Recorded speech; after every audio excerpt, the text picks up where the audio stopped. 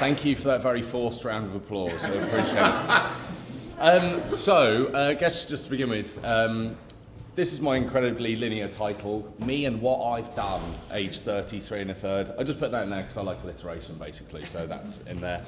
The reason it is so linear, and you'll find out in a minute, is basically because I've had quite an unlinear life. I've done lots of different things and all sorts of brought me to this place somehow. I've got no idea why. But I love it, obviously, that was the caveat there. So to begin with, I have done a lot of jobs. Here is just a few of them. I'm not sure if anyone remembers the early 2000s, but FC UK t-shirts were very popular then, with sort of loafers and slacks. Call centre fundraiser, earned 1 star from McDonald's, which I was very proud of. I've worked in a factory, been a barman. I've been a children's author, believe it or not. I've been an anti-smoking campaigner, which is probably the funniest one.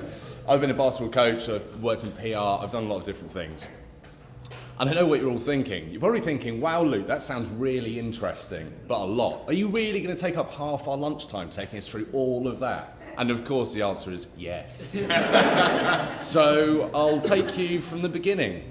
That's all started there, 29th of October 1982, Leicester General Hospital, same hospital as Gary Lineker, up the Foxes. If anyone follows me on social media, they'll recognise that woman's top of the head as Wendy Bishop, who is a social media superstar all on her own. She's on Instagram, Facebook, Bebo, I don't know, whatever she's on. But at 70, she's really going for it. There were 3 things that sort of shut me up or I was interested in as a kid, or a very young kid at least. This was one of them. When I was crying in supermarkets and I was playing up, I'd be in the little trolley and my mum would literally hand me a cucumber and just start eating it and stop crying immediately. And to this day, that's why I've put to present, I still love cucumber, I have it with everything, it's weird. The other thing was this man, Basil Fawlty Towers. It was the first thing that I remember sort of in terms of comedy and sitcoms and all that sort of stuff. At 5 years old, it was the thing I absolutely loved, and all my mum had to do was put a bit of Basil on, and I'd shut up, which is fantastic. She also, I wasn't really that interested in kids' TV. I was more interested in adverts, which probably says a little bit about what I'm doing now. And she actually made a VHS tape of full of classic 80s adverts, and if I was crying playing up, she'd put the tape on, and I just sort of sit there and stare at it. Oh my God, this is amazing. Do you want to watch Turtles? Forget it, put that on. So here's one from about 1987, which I thought was absolutely hilarious. It might be the corporate wraparound shades that I liked quite a lot, or the dancing sunflowers. But I think if you just put it all together, it does work.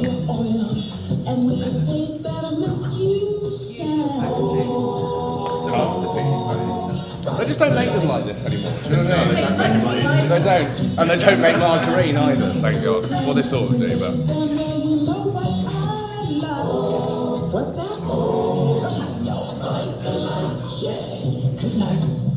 Boom. I mean, who couldn't fail to be entertained by that? That's brilliant. That was one of my favourites.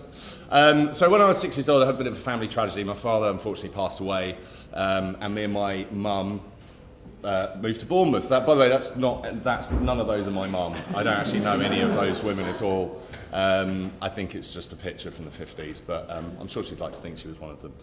So yeah, and I love living in Bournemouth. It was, sort of being born in Leicester, which is sort of a terrible place to live, really, as Claire knows.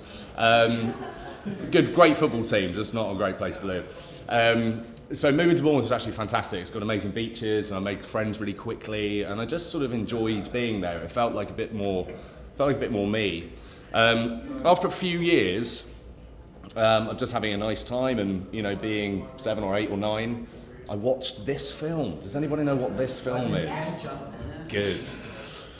So basically what happened is my best friend at the time, I went and had a sleepover at his house, and his mum got us this on VHS, and we watched it. And then he had a little mini basketball hoop, which I've still actually got one in this office as a 33-year-old man, which is quite depressing. But and then we just started playing basketball that, and then the next day at school we started playing again, and then it sort of started this bit of love affair with basketball from a very early age. So here's a sort of probably quite sweary clip from it if no one's ever seen it.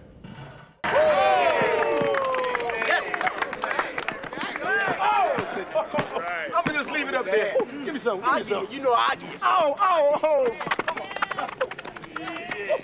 Oh, shit. Just. Oh, this hard goddamn work being this good.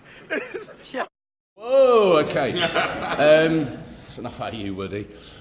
So that sort of started this sort of love affair with basketball, and I sort of started progressing quite quickly with it. From the age of, I think I got to about sort of 15, 16, I was in the top 10 players in the country. I played for England a handful of times. I went to America for 6 weeks as on an invitational camp over there. And I had a bit of interest for American high schools over there about the age of 14, 15. Me, I'm the one who looks like who has the smallest head in Europe. Yeah. The old shave there. It's looking good. So it sort of started a bit of a love affair. And it started a bit of a love affair as well, as like with Michael Jordan, who, we were talking about these talks before. Everyone had their own superhero. My superhero when I was growing up, and probably still is a little bit, is Michael Jordan. And I sort of immersed myself in, weirdly when I got into it, he was actually retired for the first time. He came back a couple of years later. But I just loved everything about it. I even loved the advertising as well, and that sort of continued with this sort of stuff.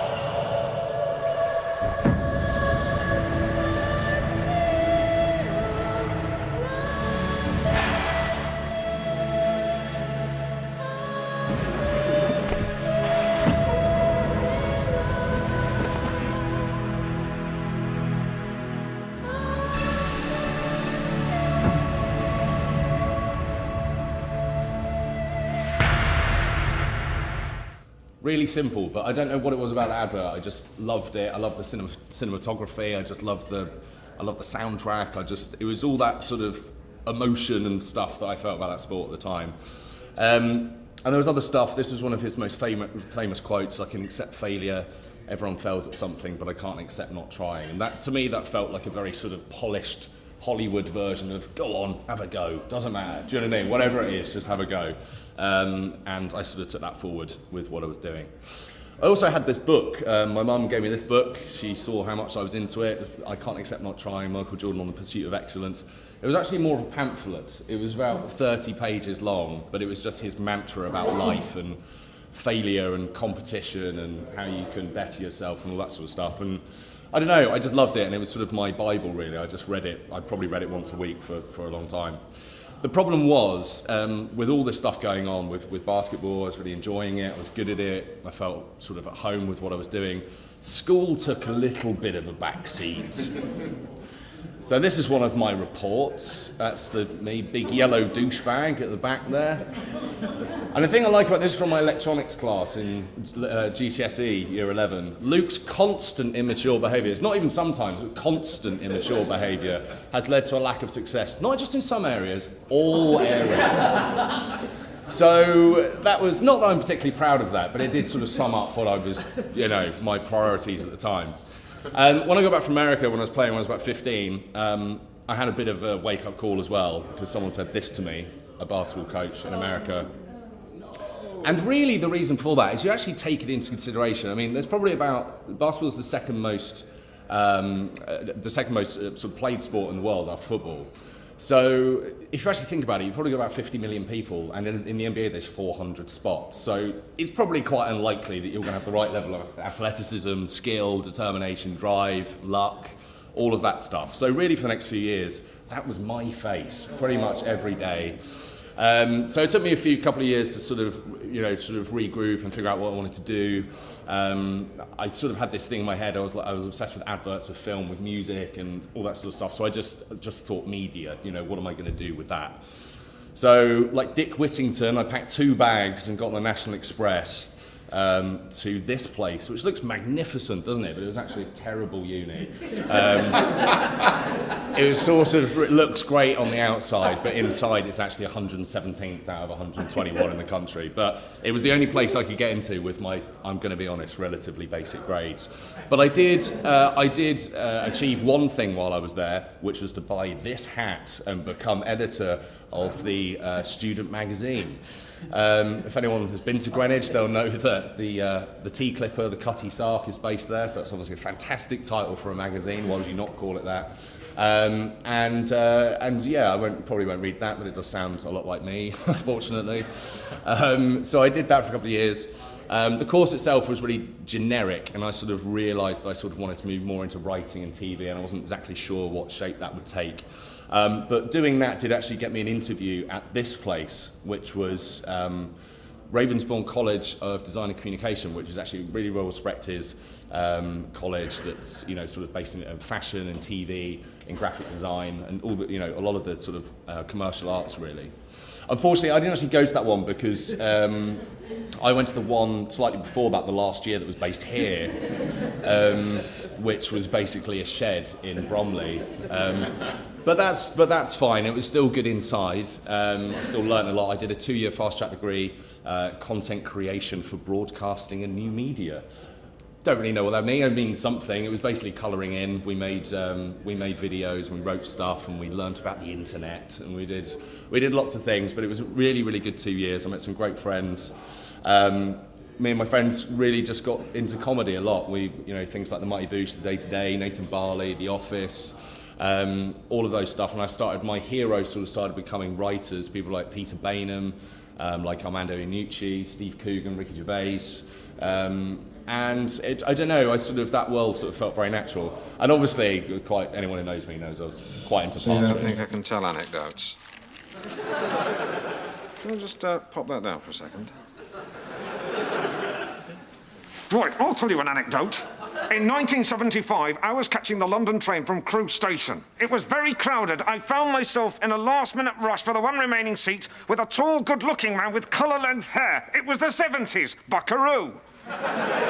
When I sat down on the chair, I looked up and realised it was none other than Peter Purvis. It was at the height of his Blue Peter fame. He said, "You jammy bastard," and quick as a flash, I replied, "Don't be blue, Peter." Needless to say, I had the last laugh. Now, Whoa! So, and then me and my friends tried to recreate some of these hilarious shows by being in them in our cells. So that's my friend Ewan. The first year, I decided to get that haircut and put on about 3 stone and sort of make, I think we made a game show going around London, a comedy game show. I watched it the other day, there's nothing funny about it. And the second one was sort of a comedy drama, again, just absolutely dire. But they were funny. I did learn a lot about sort of shooting stuff and motion and you know, sort of good screenwriting. Basically, what I did is I got every single I thought to myself immediately, there's not going to be any quick way to success. You know, money just doesn't fall in your lap, so you might as well do something you enjoy.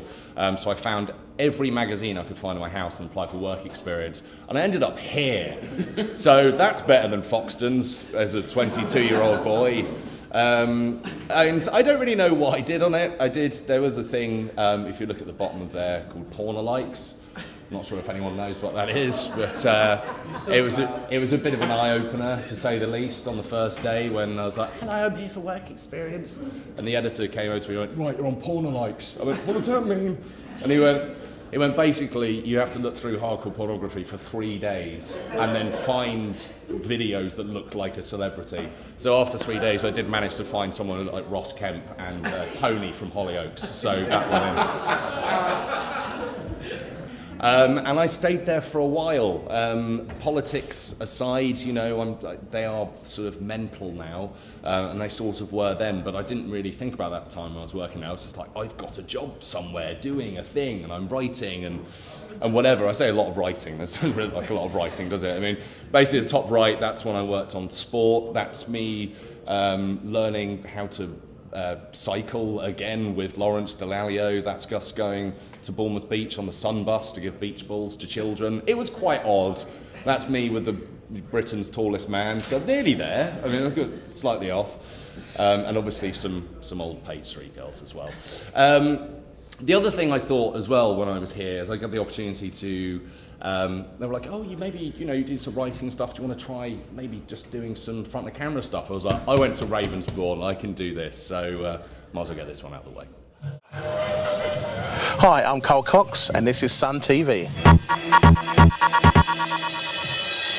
Say the name Carl Cox to pretty much anyone on the planet, and unless they've been living in solitary confinement for the past 30 years, it's pretty safe to say they'll know he's one of the world's greatest DJs and producers.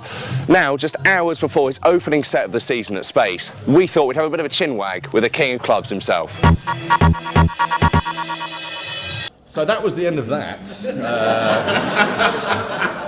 Got rid of that. It was as much fun as I was having going to do different things. There's only so many times you can interview Simon Webb from Blue in the toilet of a Mayfair club about his new musical. So I sort of became a bit disillusioned with it. At the time, my best friend from uni, Ben, he had a very different path to me. He graduated and went straight to work for Innocent Drinks and was one of their designers. And I was really jealous of him. I really wanted that to just have that steady thing where I just go and do really cool stuff. And this was at their sort of, the sort of zeitgeist of Innocent as well, I suppose, when there was sort of all the rage and the tone of voice was being dissected and all that sort of stuff. So I sort of asked him to start a blog with me. So this was it.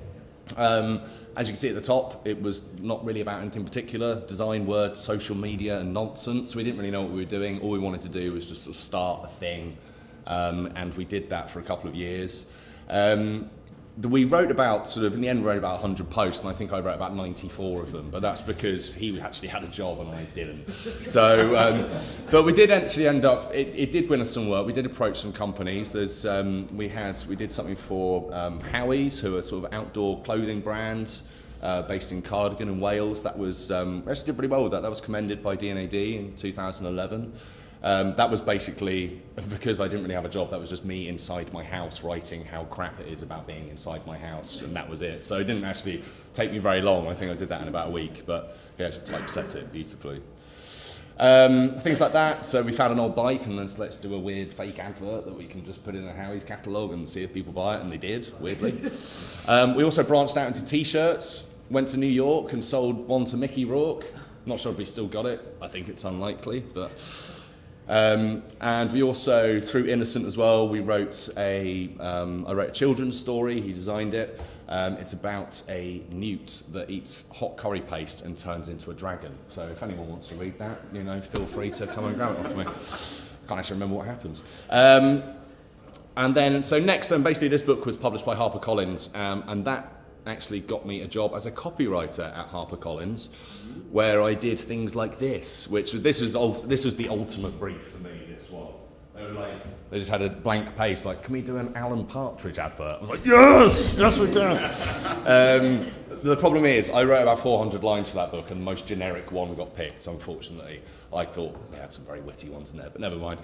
And the other thing it allowed me to do, aside from sort of press advertising and tube ads and all that sort of stuff, was to get more involved and go back to my training at Ravensbourne and do more of the motion side of things. So we did a book trailer for a book called The Shining Girls, which is written by a South African author called Lauren Bucas, which is about a time-travelling serial killer. So a light holiday read, if anyone wants to borrow that. But we did basically we had an idea to do a trailer that we could fool people into thinking it was an actual series. So we did everything on this. I did sort of directed a lot of it, cast it, I wrote it, and edit produced it as well. So this is the time-travelling serial killer thing. He gave it to me when I was a little girl. You shine. I need you. He said it was to remember him by. He didn't mean me, obviously. The dead don't remember anything. Shh. It's all right. The house wants more. It wants to claim the fire in their eyes and snuff it out. Girls get murdered all the time. It could be a father and son team. He might be 90 years old now. He might be dead. I'll find her. Keep my promise.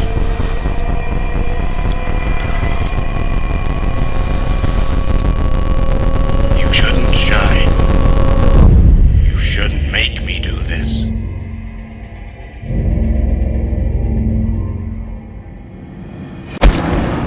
So like I say, nice sort of light-hearted affair. But it did, But we were actually quite chuffed with that. Actually got shown on BBC News when Lauren Buchers was interviewed about the book and all that sort of stuff, so got a bit of TV coverage. Things are going really well at HarperCollins, so it got made redundant because there wasn't enough work to do, unfortunately. One saving grace was the head of creative at Innocent was a visiting creative director at this place, Wolf Olins, who asked me to go and write on a few projects over there. I ended up staying for about 2 years nearly, working on big financial brands, on Virgin, on Google, on EE, on Western Union, to name but a few. But there was a lot of different projects, and it really, it was one of those things where I think coming from sort of writing tube ads, and then all of a sudden I sort of was in Wolf Olins, and they're asking me, can you take all these tone of voice workshops and just come up with this tone of voice, this massive financial brand, and then just take the workshops and then sort of implement it and all that stuff? And I just went, yeah, yes. And literally I just didn't know what to say because I needed some work. But that was sort of one of the lessons I learned. So onto that, any lessons? Again, yes. This is one thing that I sort of always believed in quite a lot, was to work hard and be nice to people. I think if you do those two things, generally in life, you're going to be pretty good. You're going to succeed at work, and ultimately you're going to have friends. And I think that's probably quite high up on most people's lists. Never ever be afraid to try. I mean, I've always been terrified to when you get put in certain situations, it's just terrifying because you just sort of go, I don't actually know if I can do this. I've always been a big believer of sort of getting in, throwing yourself in the deep end and coming out the other side, being better, being better as a person, being better as a, at what you do. I think that's really important. Sort of similar line, survive failure. Everyone fails at stuff, and I don't think that's, for me, that's not a thing that should put people off. I've failed at a lot of stuff: presenting, basketball, being a journalist, a lot of things. But I think if you can survive it and move on to different things that potentially take you on a different path, and you succeed there, then that's obviously beneficial. And the final one, be patient and appreciate life. I think I've always been one to sort of be very impatient. I don't take that advice enough. I've always been like, no, I want to do that now, and I want to be there, and I want to go and do this. And I think as I get sort of a little bit older, I sort of go, actually, you've got to sort of appreciate our journey a little bit more, because every day, not necessarily when we come in here, but our outside lives and all that sort of stuff, we all learn a lot. Like, I learn a lot every day, whether it's in here or it's from other people or it's just having conversations with people. And just be patient, appreciate what you've got. I'll leave you with a clip from my favourite comedian at the moment, a guy called Louis C.K., which is, he does quite a good thing on being patient. You feel that we now, in the 21st century, we take technology for granted? Well, yeah, because now we live in an amazing, amazing world, and it's wasted on the crappiest generation of just spoiled idiots that don't care, because this is what people are like now. They got their phone, and they're like, it won't. Give it a second. It's going to space. Can you give it a second to get back from space? Is the speed of light too slow for you? Yeah. I was on an airplane, and there was internet, high-speed internet on the airplane. That's the newest thing that I know exists. And I'm sitting on the plane, and they go, open up your laptop, you can go on the internet. And it's fast, and I'm watching YouTube clips. I'm in an airplane. And then it breaks down. And they apologize, the internet's not working. The guy next to me goes, this is bull.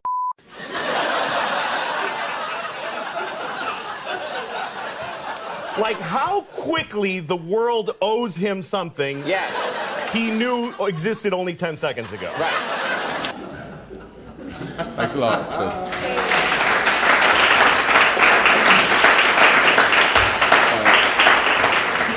That's my